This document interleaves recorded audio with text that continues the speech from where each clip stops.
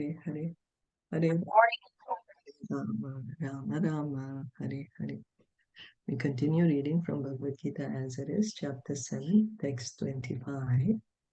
Naham prakasha sarvasya Naham prakasha sarvasya yoga maya samavrita yoga maya samavrata udoyam nabhijanati mudho yam nabhi janati loko mam ajam avyayam. loko mam ajam avyayam. Translation: I am never manifest to the foolish and unintelligent. For them, I am covered by my internal potency, and therefore they do not know that I am unborn and infallible. It may be argued that since Krishna was visible to everyone when he was present on this earth, how can it be said that he is not manifest to everyone? But actually, he was not manifest to everyone. When Krishna was were present there were only a few people who could understand him to be the supreme personality of Godhead.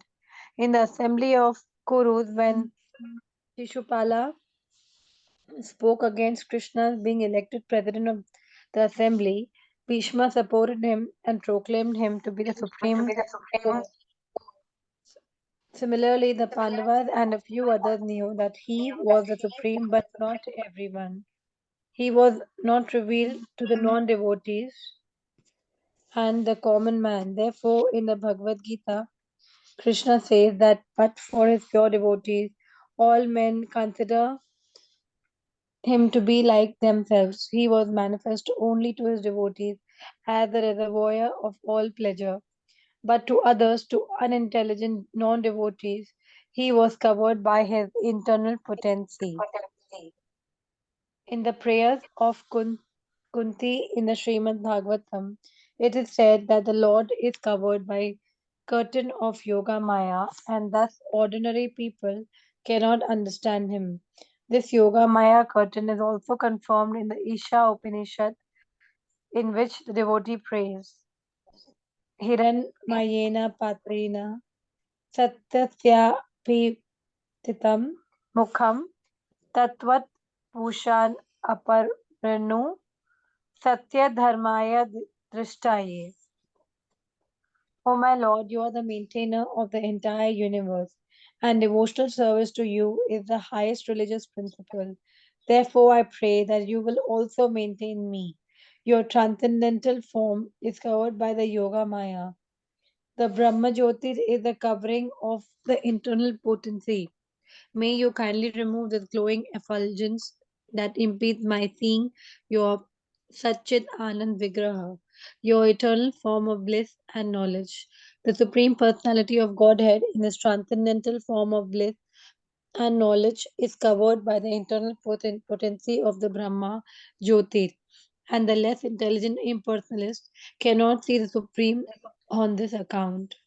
Also in the Srimad Bhagavatam, there is this prayer by Brahma: O Supreme Personality of Godhead, O Super Soul, O Master of all mystery, who can calculate your potency and pastime in this world? You are always expanding your eternal potency, and therefore no one can understand you. Learn, learned scientists and learned scholars can examine the atomic constitution of the material world or even the planets, but still they are unable to calculate your energy and potency, although you are present before them. The Supreme Personality of Godhead, Lord Krishna, is not only unborn but also avyaya, inexhaustible. His eternal form is bliss and knowledge, and his energies are all inexhaustible.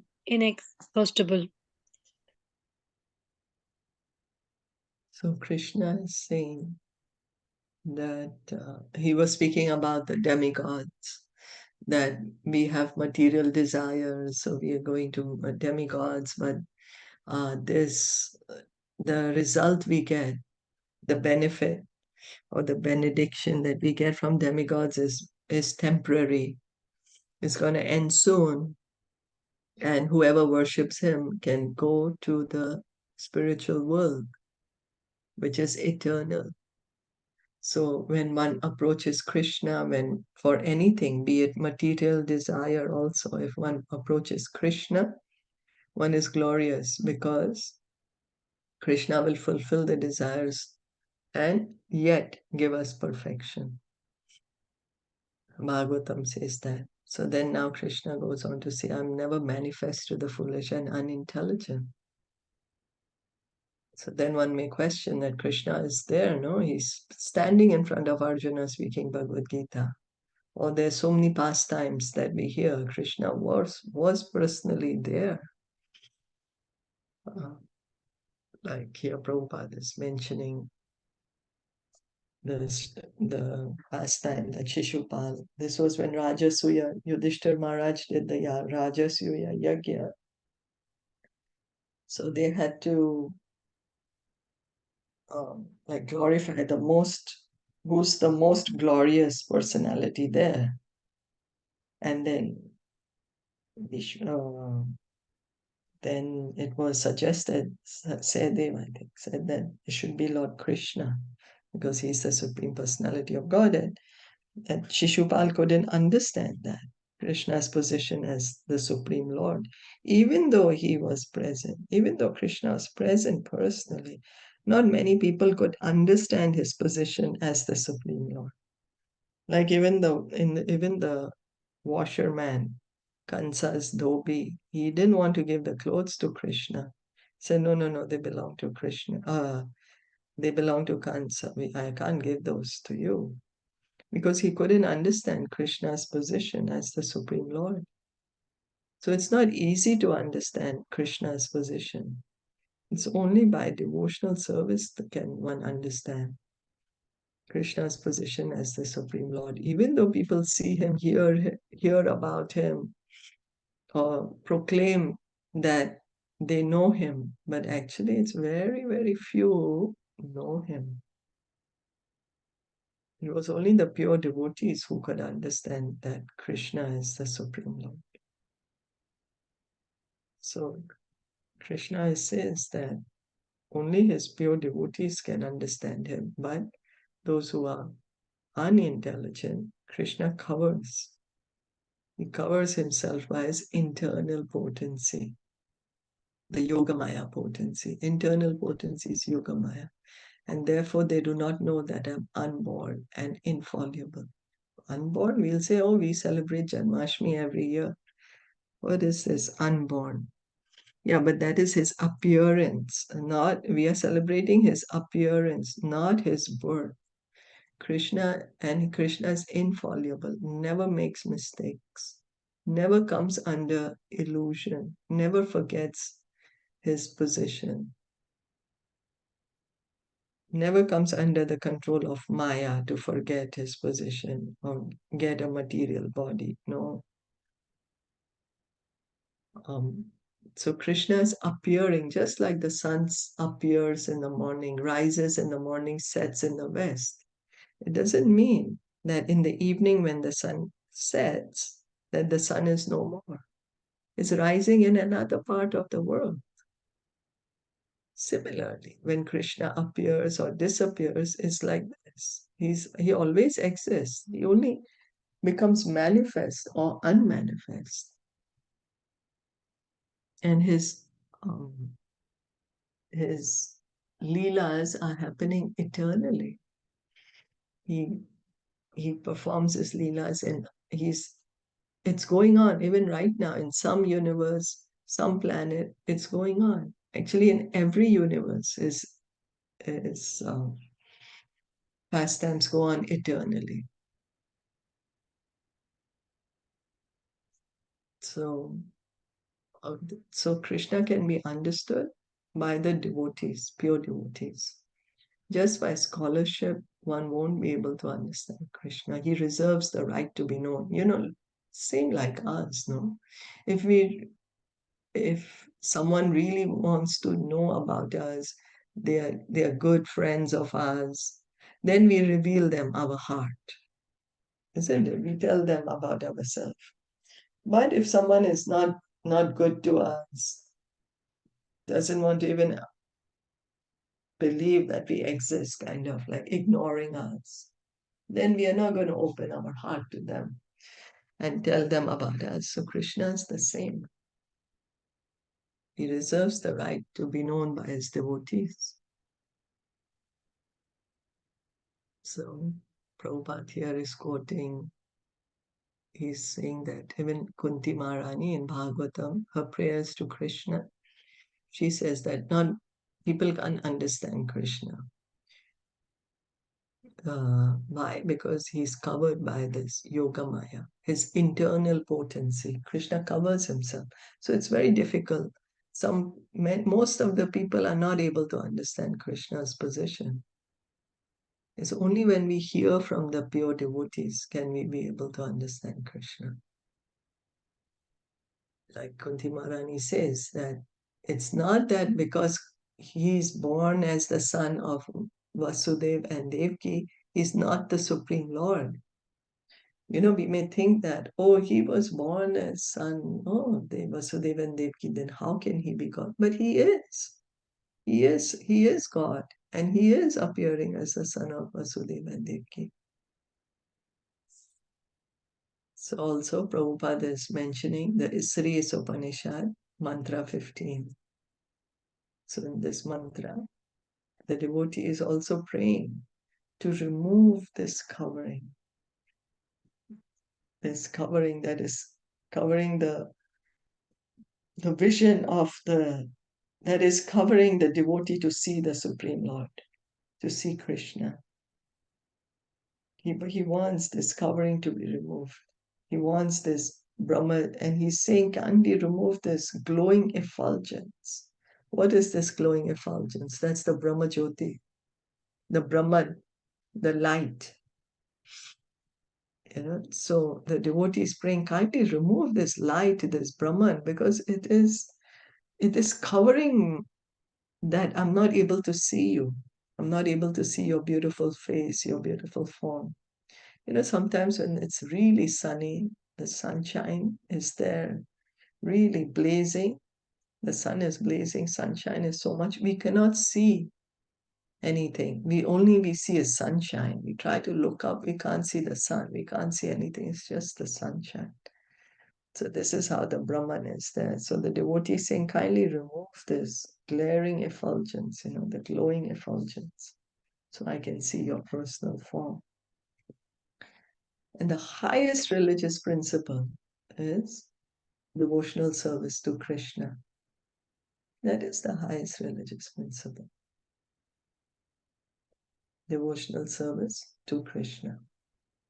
So the form of Krishna is saying in Bhagavad Gita, if one can understand that my form and activities are transcendental, one need not take his birth again in the material world.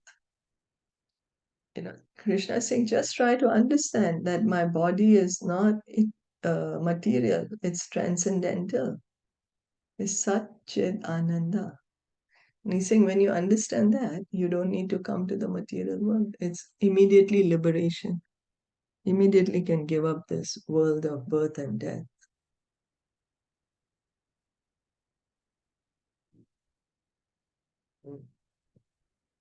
So Bhagavatam, Lord Brahma is praying and Bhagavatam to Krishna. And because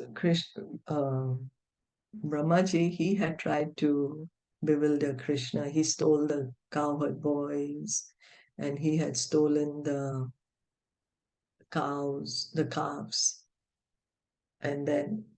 But Krishna just expanded himself into the cows and the calves. So instead, Brahma became an illusion, because Brahma was like, how can this small little boy who's playing around with his friends here and having a picnic, eating yogurt rice, how can he be God?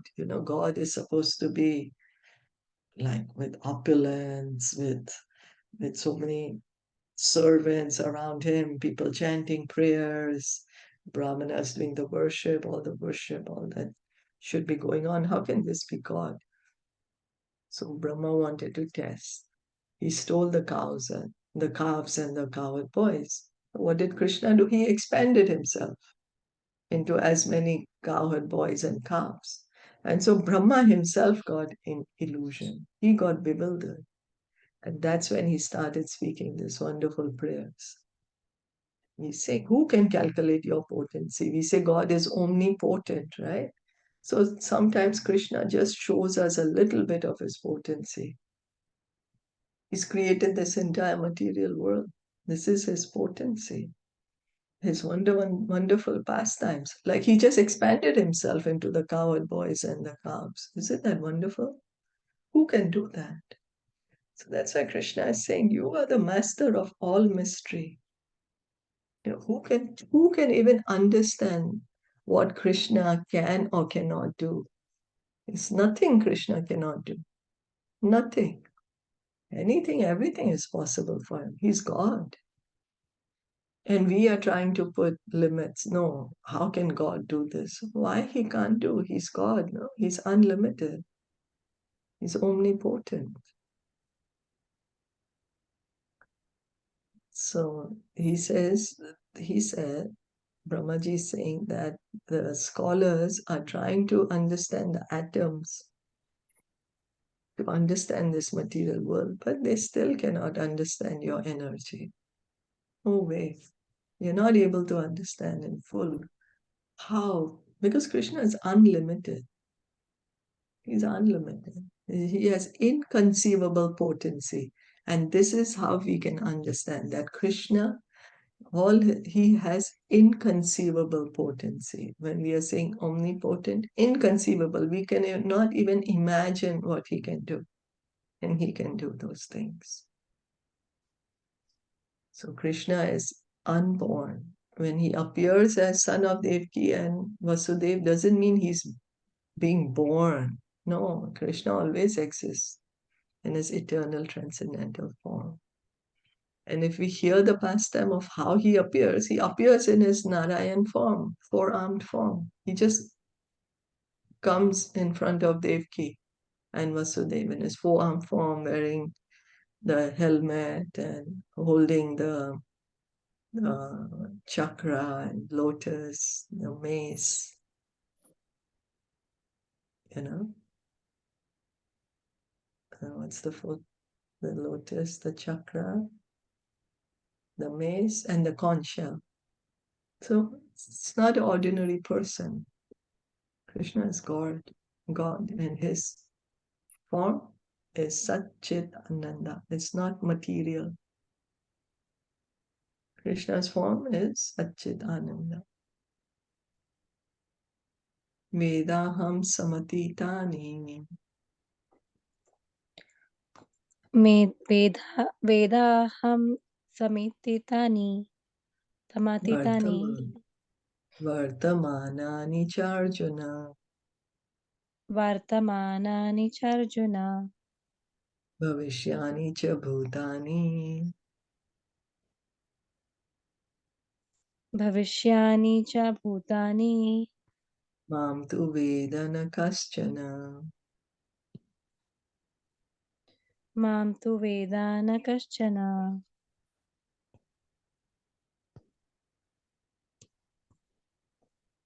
Translation. O Arjuna, as the Supreme Personality of Godhead, I know everything that has happened in the past, all that is happening in the present, and all things that are yet to come. I also know all living entities, but me no one knows. Here, the question of personality and impersonality is clearly stated.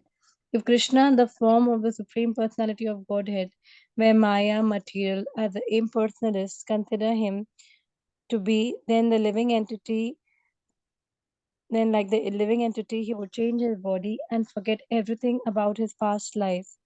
Anyone with a material body cannot remember his past life, nor can he foretell his future life, nor can he predict the outcome of his present life. Therefore, he cannot know what is happening in past, present, and future. Unless one is liberated from material contamination, he cannot know past, present, and future. Unlike the ordinary human being, Lord Krishna clearly says that he completely knows what happened in the past, what is happening in the present, and what will happen in the future. In the fourth chapter, we have seen that Lord Krishna remembers introducing Vivaswan, the sun god, millions of years ago.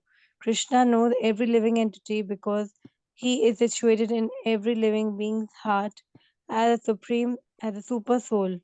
But despite his presence in every living entity as super soul and his presence as a supreme personality of Godhead, the less intelligent, even if able to realize the impersonal Brahman, cannot realize Sri Krishna as a supreme person. Certainly, the transcendental body of Sri Krishna is not perishable. He is just like the sun, and Maya is like a cloud. In the material world, we can see that there is sun and that there are clouds and different stars and planets. The clouds may cover all these in the sky temporarily, but this covering is only apparent to a limited vision. The sun, moon, and stars are not actually covered.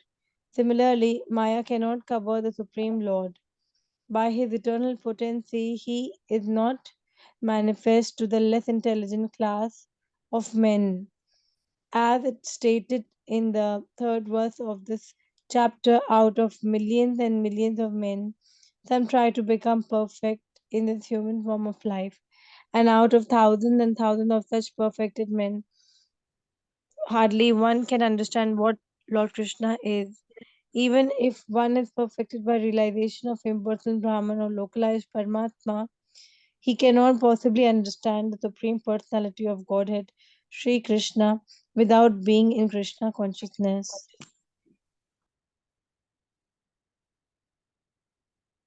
So Krishna is saying he knows everything that has happened in the past, all that is happening in the present, and all that is yet to come. And he knows everyone, but no one knows me. So Krishna is a person. He's a supreme personality of Godhead. His body is eternal, transcendental.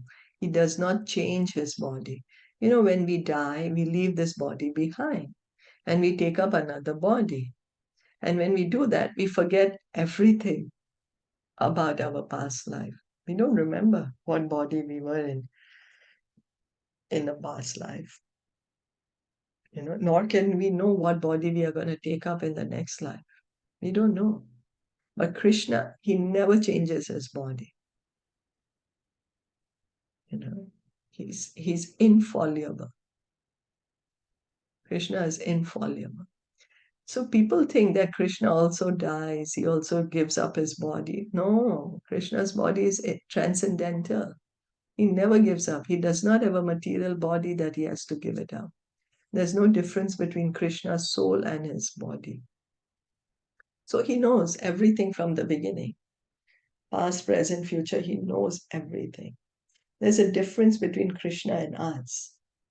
This is the difference. That we are prone, we are subject to come under Maya, but Krishna never comes under Maya.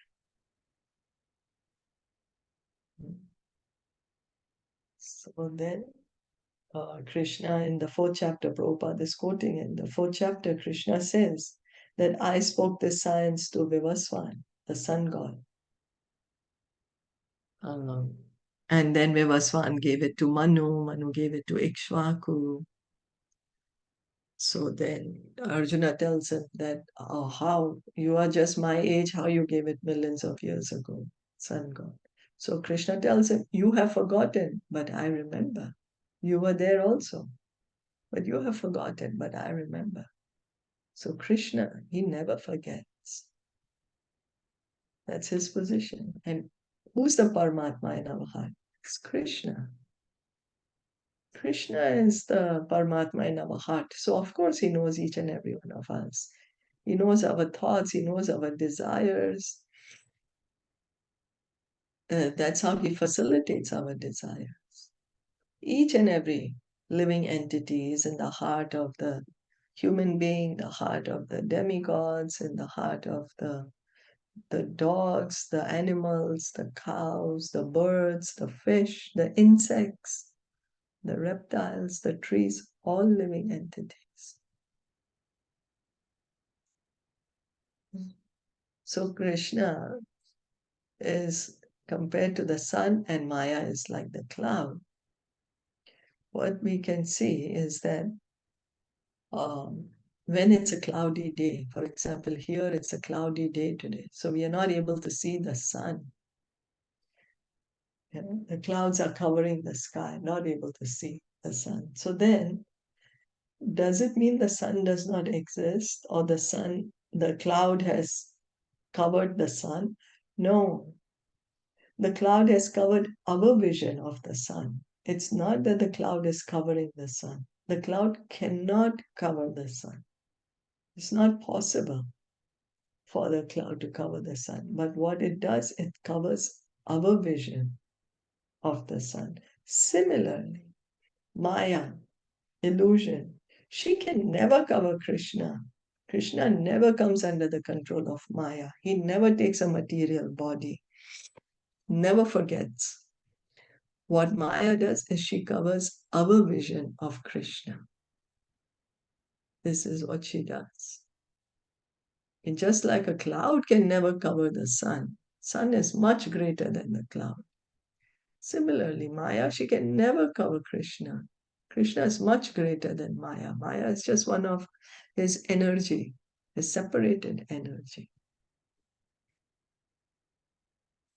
So, Krishna, he is not manifest to the less intelligent. And the perfection, as Prabhupada is saying, that out of thousands of millions of men, some try to become perfect. And out of thousands and thousands of such perfected men, hardly one can understand what Lord Krishna is. So someone may become liberated, but hardly one will be able to understand Krishna's position. Majority of the human beings, we are just busy with eating, sleeping, mating, defending. We don't even bother to ask, who's God? Who am I? Why am I here? And then some may be trying to understand the difference between matter and spirit. Oh, I'm not the body, I'm the soul. So some may actually be situated on that platform. But even if one is situated on the platform of the soul, yet people who know Krishna are very rare. Very rare. It's only the pure devotee who can understand Krishna. Only by devotional service can one understand Krishna. And devotional service begins by hearing and chanting. Hearing from Bhagavatam, Bhagavad Gita, chanting the Hare Krishna mantra. So we can see that how, by the mercy of Lord Chaitanya, something that is so rare is being openly given to us. And what are we doing with it? Are we taking advantage of what is being available to us? Because Krishna himself is saying that out of millions and millions of men, someone will try to become perfect. Out of thousands of such perfected men, hardly one will understand Krishna.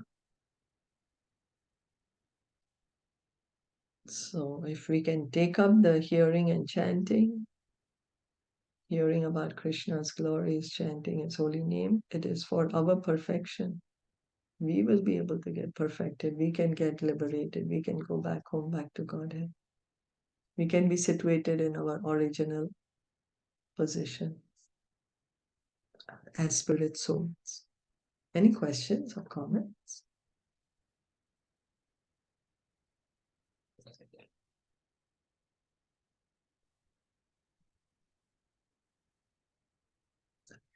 Ichadvesha samuthena Dvesa samuthena dvandva mohena bharata dvandva mohena bharata sarvabhutani sammoham सर्वभूतानि सम्मोहं sarge yanti parantapa. सर्गे यान्ति परन्तप. Translation. O Scion of Bharata, O conqueror of the foe, all living entities are born in delusion, bewildered by dualities arising from desire and hate. The real constitutional position of the living entity is that of subordination to the Supreme Lord, who is pure knowledge. When one is deluded into separation from this pure knowledge, he becomes controlled by the illusory energy and cannot understand the Supreme Personality of Godhead. The illusionary and energy is manifested in the duality of desire and hate. Due to desire and hate, the ignorant person wants to know, wants to become, wants to become one with the Supreme Lord and envies Krishna, the Supreme Personality of Godhead. Pure devotees who are not deluded or contaminated by desire and hate can understand that Lord Sri Krishna appears by his eternal potencies, but those who are deluded by duality and science think that the Supreme Personality of Godhead is created by material energies. This is their misfortune. Such deluded persons symptomatically dwell in dualities of dishonor and honor, misery and happiness, woman and man, good and bad, pleasure and pain, etc. Thinking, this is my wife, this is my house, I am the master of this house, I am the husband and wife of this wife. These are dualities of delusion. Those who are so deluded by dualities are completely foolish and therefore cannot understand the Supreme Personality of Godhead. So, we ask, oh, why Krishna created the world? Why am I here in this material world? Some of us may question. So, Krishna is saying why we are born into delusion, why we are in this material world. Because of our desire and hate. We are parts and parcels of Krishna. Our constitutional position is we are eternal part and parcel of Krishna. We have a loving relationship with Krishna. But what happens is that we get this desire. Desire what? To become one with Krishna. And hate of what? Envy Krishna. Krishna's position as the Supreme Lord. So when we have this, then we are put here in the material world to, if you may say, try to be the controller, to be the owner, because this is what our desire. Try to play God. We want to become one with God. And we have the envy, why is Krishna God? We want to not accept it, or we want to, so that's why then we are put in this world of delusion, illusory energy, where what happens, and here we think, yes, I'm the body, I'm the controller, I'm the proprietor. Everything is happening according to me. And we forget our eternal relationship with Krishna. But the pure devotees, they understand Krishna's position. They are in their relationship with Krishna. So they don't have this desire to become one with Krishna. They do not have the hate for Krishna. They don't envy Krishna as God. They can understand Krishna. So, but when we think that Krishna, his body is material, his body is that he's controlled by the material energy, we are being envious of Krishna, not able to understand his real position.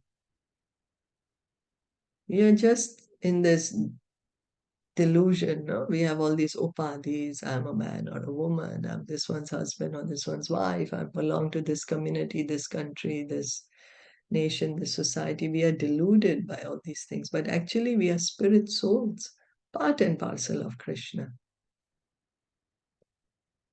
And we need to hear and chant so that we can be situated in our original constitutional position as spirit souls. So this is the reason Krishna is saying that all living entities are born into delusion. Why? Because of desire and hate. Our desire to become one with God and our envy of Krishna, that he is God, of his being God.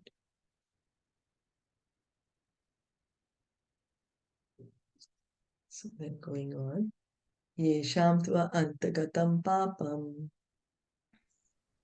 Yesham tav antagata papam jananam punya karmanam Janana jananam punya karmanam te dvandva moha nirmukta te Te dvandva moha nirmukta bhajante mam dhritvrata. bhajante mam dhrit. Vrata Translations. Persons who have acted piously in previous lives and in this life, and whose sinful actions are completely eradicated and freed from the dualities of delusion, and they engage themselves in my service with determination. Those eligible for elevation to the transcendental position are mentioned in this verse. For those who are sinful, atheistic, foolish, and deceitful, it is very difficult to transcend the duality of desire and hate. Only those who have passed their lives in practicing the regulative principles of religion, who have acted piously, and who have conquered sinful reactions can accept devotional service and gradually rise to the pure knowledge of the Supreme Personality of Godhead. Then gradually they can meditate in trance on the Supreme Personality of Godhead. That is the process of being situated on the spiritual platform. This elevation is possible in Krishna consciousness, in the association of pure devotees. For in the association of great devotees, one can be delivered from delusion. It is stated in the Srimad Bhagavatam that if one actually wants to be liberated, he must render service to the devotees. Mahat Sevam Dwaram Ahur Vimukte. But one who associates with materialistic people is on the path leading to the darkest region of existence. Tamo Dwaram Yoshitam Sangi Sangam. All the devotees of the Lord traverse this earth just to recover the conditioned souls from their delusion. The impersonalists do not know that forgetting their constitutional position as subordinate to the Supreme Lord is the greatest violation of God's law. Unless one is reinstated in his own constitutional position, it is not possible to understand the Supreme Personality or to be fully engaged in his transcendental loving service with determination. So Krishna is saying how one can come to this point of pure devotional service. And Prabhupada is helping us explain that, for one who is sinful, atheistic, foolish, and deceitful, it is very difficult to give up our desire to become one with Krishna or to give up our hate, envy of Krishna. But only when one engages in devotional service, then one can engage in, what he's saying, one who is practicing the regulative principles of religion, that is sadhana. Practicing regulative principles of religion, that hearing and chanting, worshipping the deity under the guidance of the spiritual master, stopping all sinful activity. Then one can come to the point of pure devotional service. And then from the point of pure devotional service, one can understand Krishna. So it's a gradual process, but it begins when we begin hearing and chanting. about Krishna and stopping the sinful activity, then we can be fixed in Krishna consciousness. So, how this can happen? In the association of pure devotees. In the association of pure devotees. And Bhagavatam is saying if one really wants to be liberated, then Mahat Sevam Dwaram Ahur Vimukte must render service to the devotees. So, if we really are interested in liberation, we want mukti, want to get out of this material world, what we do? We engage in service to the devotee, render service to the devotee. So the devotees are there for us. Krishna, he himself comes, or Krishna sends his devotees for us to give us this knowledge that, hey, wake up, sleeping souls. You're not the body, you're my eternal part and parcel, Krishna says. Mamaya Vamsa Jiva Loke Jiva Bhuta Sanatana. He says that in the 15th chapter. And so he comes himself, or he sends his pure devotees. This is what they come for, not to enjoy the world. They have already enjoying the spiritual world. They are experiencing transcendental bliss. They have no need to come to the material world, but they come here out of compassion for us. So we can simply please the devotees, serve the devotees, we can get liberation. Krishna can be understood by devotional servants under the guidance of the pure devotees. And in this way, we can also get liberated. We can get to the liberated platform. We can be situated in our own constitutional position as eternal souls, part and parcel of Krishna. And at that point, we can engage in loving service with determination, pure devotional service, because completely one can understand I'm not the body. I have an eternal loving relationship with Krishna. And he engages in that loving relationship. That is liberated platform. That's liberation. Any questions or comments?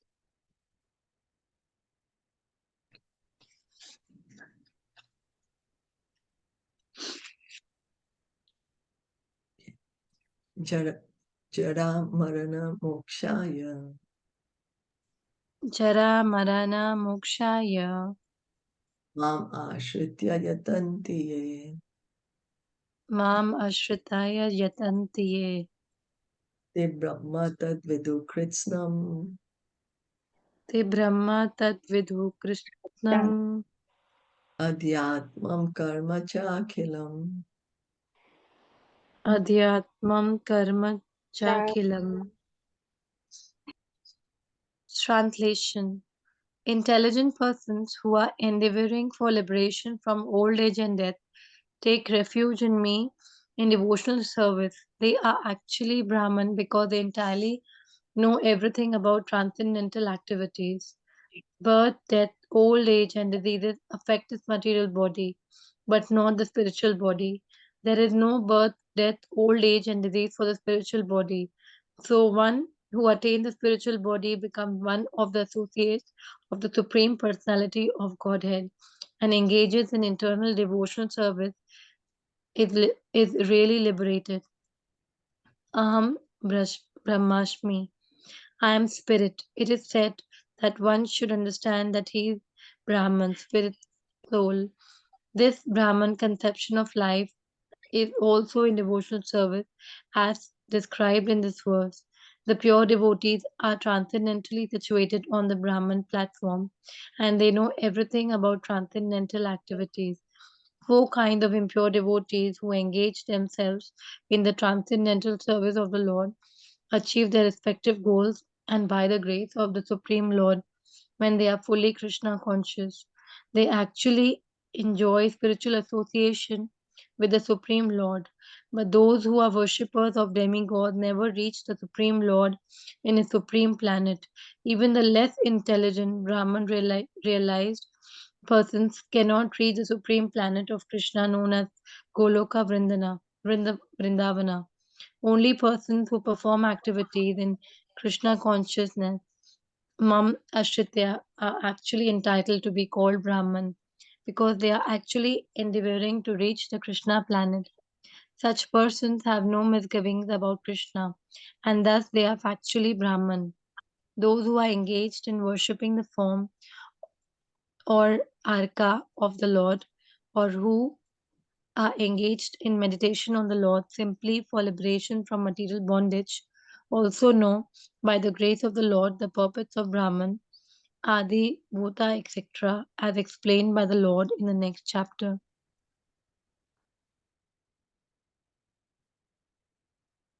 Krishna is saying how one can get liberation. He's saying engage in devotional service. One who really wants to get away from, not experience birth, death, old age, and disease. Engage in devotional service to Krishna, and in this way they get liberated. They're actually situated on the Brahman platform. The pure devotees, they are situated on the Brahman platform because they are understanding the truth. So this birth, old age, death, and disease, is it for the soul or for the material body? For the material body. Yeah, is there birth, death, disease for the soul?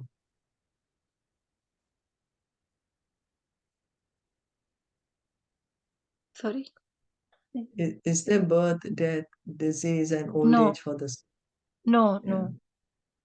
So one who has the spiritual body has no birth, death, old age, and disease. So one who has a spiritual body, he associates with the Supreme Lord. The Supreme Lord has also a spiritual body. His body is transcendental. We also have spiritual body, but right now it's covered by this material body. So when we are able to actually give up this material body, then we become an associate of the Supreme Lord. We engage in a loving relationship with Him. And this is really liberation. Liberation doesn't mean that it's just light, Om Shanti Shanti, nothing to do, or to become God. No. Liberation means to be situated in our real constitutional position, in our real relationship with Krishna. Each of us has an eternal loving relationship with Krishna. So liberation means being in that relationship and acting in that relationship. Aham Brahmasmi, I am spirit. It is said that one should understand that he is Brahman, spirit, soul. So we are not the body, we are the spirit souls. And the pure devotee, they perfectly understand that they are not the body, they are spirit soul. That's the reason they are engaging in pure devotional service. So we heard Krishna says, the one who's desirer of wealth, knowledge, one who's in distress, one who's inquisitive, they come to me. So when they also engage in devotional service, they also get purified, they also get liberated. So we may be having all kind of material desires. We simply engage in devotional service to Krishna, and we can also come to this liberated platform. But those who worship demigods can never. They can never associate with Krishna because the worshippers of demigods, they continue to remain in the material world. But the worshippers of Krishna, they can go on, get their own spiritual bodies and associate with Krishna. So even the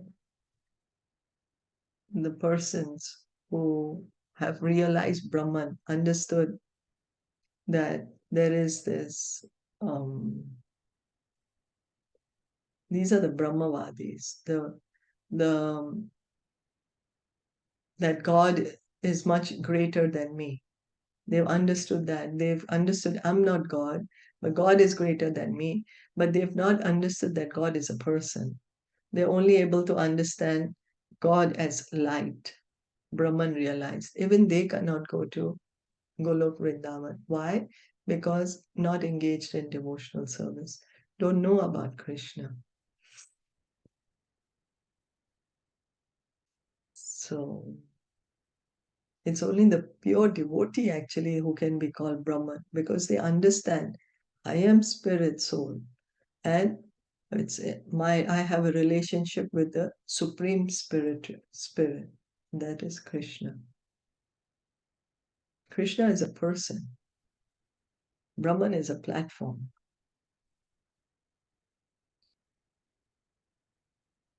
So Krishna, whatever our desire may be, we may desire liberation, we may have all material desires, or we may have no desire. Bhagavatam encourages us to worship Krishna, engage in devotional service to Krishna, so that our desires can be fulfilled, and at the same time, we can be situated in our original position as spirit souls, parts and parcels of Krishna, so that we can revive our eternal loving relationship with Krishna.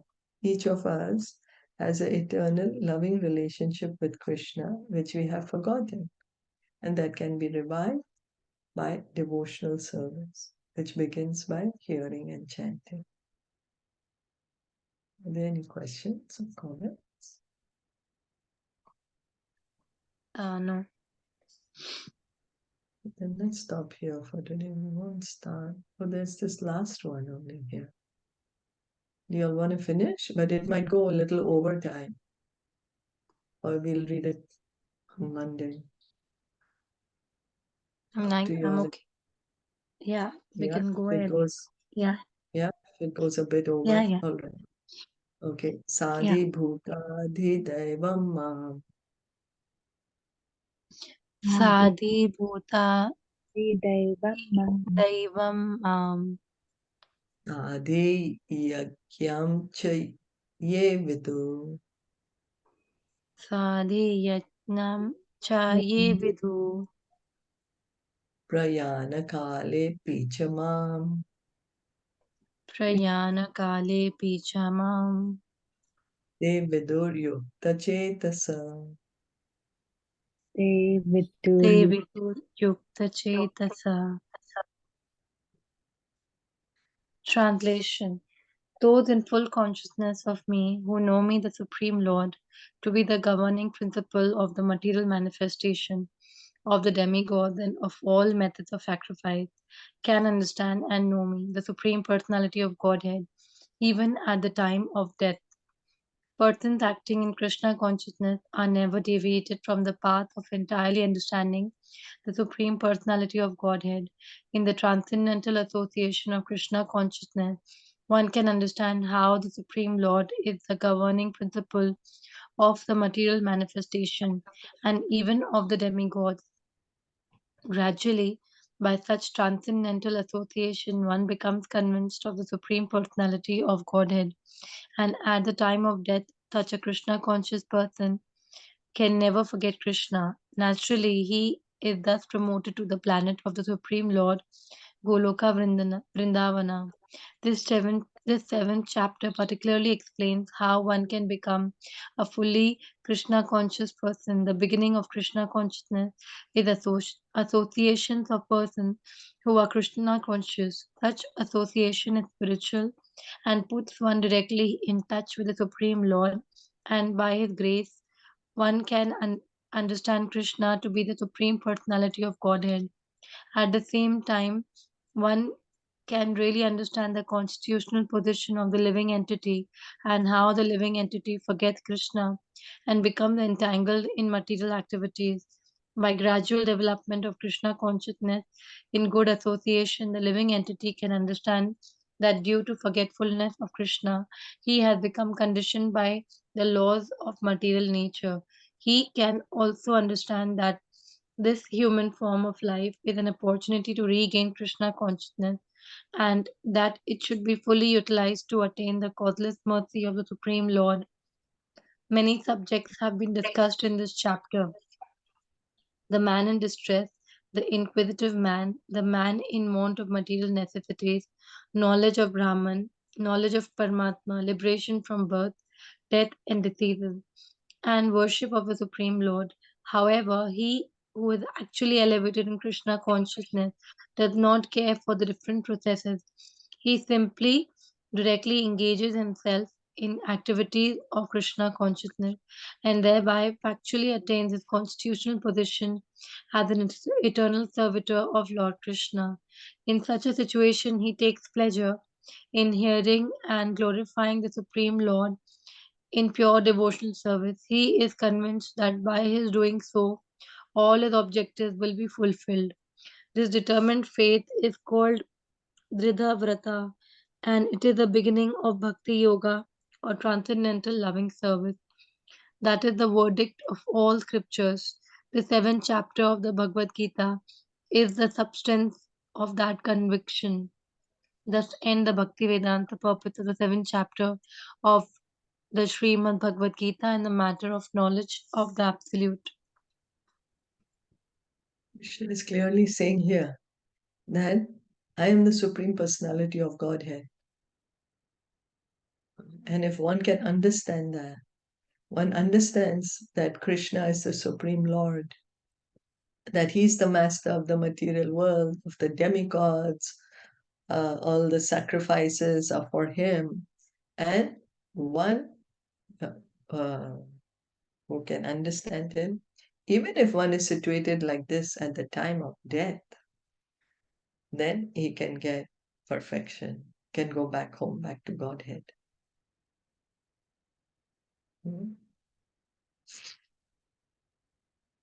Krishna is the Supreme Personality of Godhead. So the pure devotee, he always understands Krishna's position. Krishna is the Supreme Lord, that he is the one who is maintaining the material world, he's creating it, and he's the one who is the creator of the demigods. And then gradually, one becomes convinced of Krishna. And even at the time of death, such a person can never forget Krishna. And he thinks of Krishna at the time of death, and naturally he goes to Krishna's planet. Krishna says, whatever we remember at the time of death, that state we will attain. So one remembers Krishna at the time of death, he goes back to Krishna, to associate with Krishna. It's not that he becomes one with Krishna. No, Krishna is eternally an individual personality, and we, the souls, are eternally individual personalities. So the living entity who's thinking of Krishna at the time of death, he goes to Golok Vrindavan, and there he associates with Krishna. He is with Krishna, can talk to him, laugh with him, eat with him, joke with him, you know. So how to become Krishna conscious? The beginning is association of the pure devotees. Association with pure devotees directly puts us in association with Supreme Lord, because the devotee is always speaking about the Lord.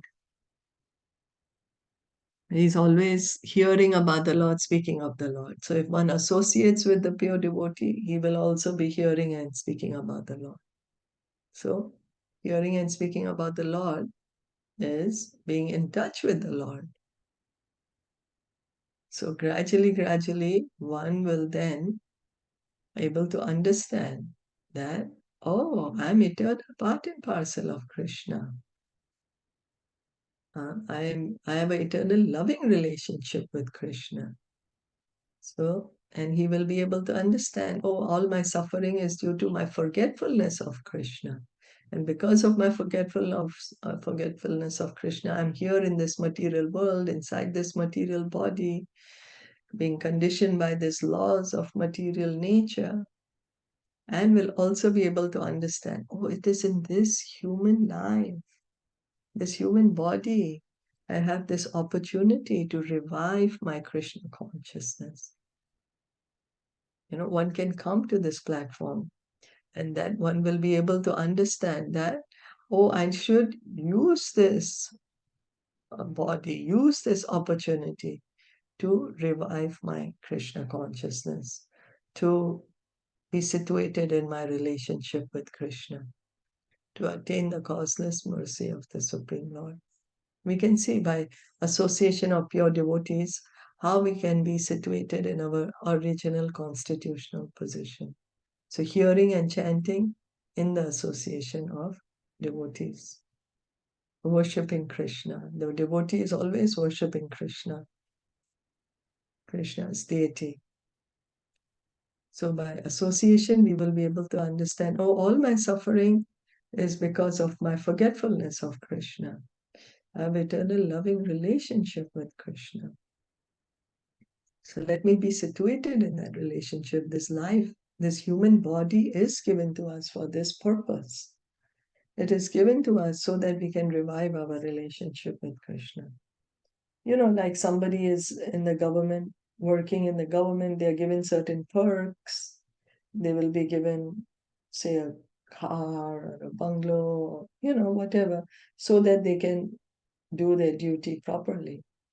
Similarly, we, the souls, living entities, we are given this human life, human body, so that we can do our duty of engaging in devotional service to Krishna, to revive our loving relationship with Krishna.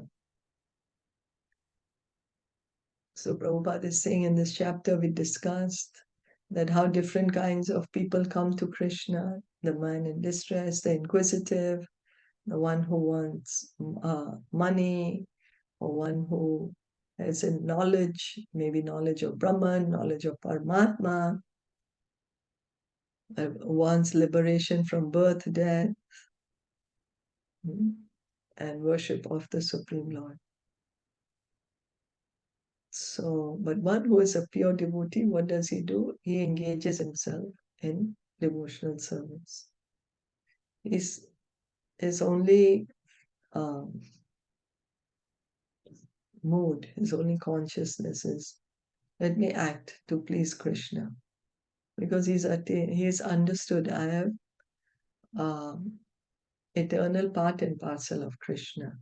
I'm eternal servant of Krishna, so let me act in that position. So he is always hearing and glorifying the Lord for the pleasure of Krishna, and he's convinced that by doing that, he will be situated on the liberated platform in his original position. So he has this faith.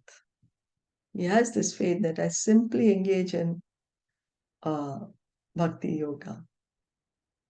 That he has this faith that I'm eternal part and parcel of Krishna. I have an eternal loving relationship with Krishna. So he engages in hearing and chanting to be situated in this loving relationship. He is hearing and chanting for the pleasure of Krishna. And that is Bhakti Yoga, beginning of Bhakti Yoga. So Prabhupada is saying this conviction is the substance of this 7th chapter. 7th chapter is the substance of this conviction, this determined faith, Dridvrat, understanding I'm part and parcel of Krishna. So I need to engage in devotional service, which begins by hearing and chanting. So that brings us to the end of the 7th chapter. We'll end here for today. Thank you so much for listening and joining in. Srila Prabhupada ki Jai Gaur Bhakta.